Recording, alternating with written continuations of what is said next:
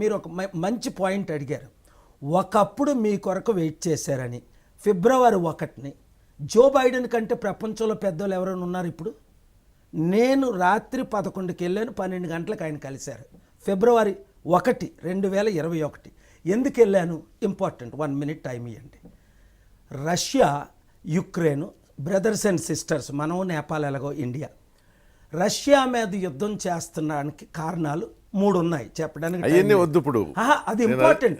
ఇప్పుడు జరిగింది మాట్లాడదాం, పాస్ట్ వద్దు మనకి.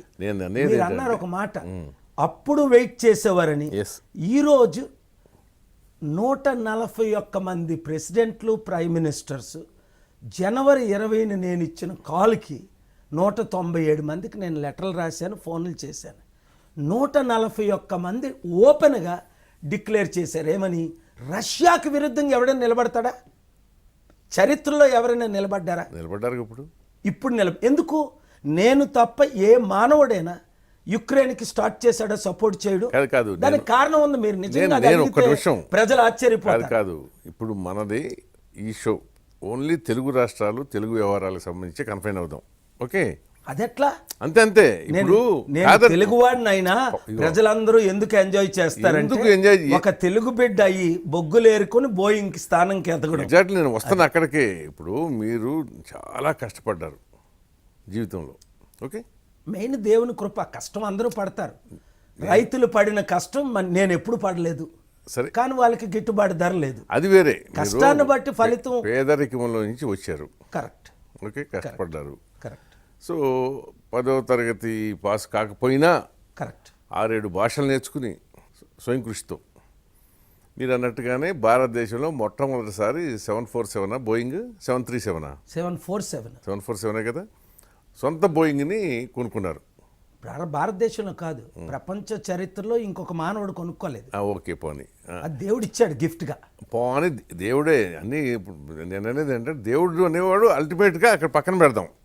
అమ్మో కాదండి, అట్లా కాదు. నాకు బ్యాక్ బోను, నాకు ఫ్రంట్, బ్యాక్ యార్డ్, ఫ్రంట్ అంతా దేవుడే. కేఏ పాల్ అనే వ్యక్తి ప్రస్థానం ఎలా మొదలైంది, ఎక్కడ దాకా వెళ్ళింది, ఇవాళ మనం ఉన్నట్టు మాట్లాడుకోవాలంటే కేఏ పాల్ అంటే అయ్యా పెద్ద కమెడియన్ లాగా అయిపోయాడనే కామెంట్ ఎందుకు వచ్చింది? ఒకప్పుడు కేఏ పాల్ కోసం అపాయింట్మెంట్ కోసం ఎదురు చూశారా లేదా? స్ట్రైట్ చెప్పండి నాకు. మొన్న మీరు అమెరికాలో బైడెన్ చూసాడా లేదా? మన ఇండియా గురించి అందాం. ఇండియా మాట్లాడదామా? తెలుగు రాష్ట్రాలు తెలుగు రాష్ట్రాలు తర్వాత లాస్ట్ వీకే కదా నేను ఢిల్లీలో ఉన్నాను. 26 మంది లీడర్స్ నా హోటల్కి వచ్చారు. 2 దగ్గరికే నేను వెళ్ళాను. అర్థం చేసుకోండి, దేశంలో అంతకన్నా పెద్దోళ్ళు ఉన్నారా? మరి వాళ్ళు నా దగ్గరికి ఇప్పుడు వచ్చారంటే అర్థం ఏంటి? తెలుగు రాష్ట్రాల్లో ఈ దుష్ట రాజకీయ నాయకులు 3 కళ్ళు నెత్తి మీదకి వచ్చి నన్ను ఆపడానికి ప్రయత్నిస్తున్నారు. ఆపగలరా? ఎవరు? నేను చంద్రబాబు నాయుడు, జగన్మోహన్ రెడ్డి, కేసీఆర్, అంతే కదా.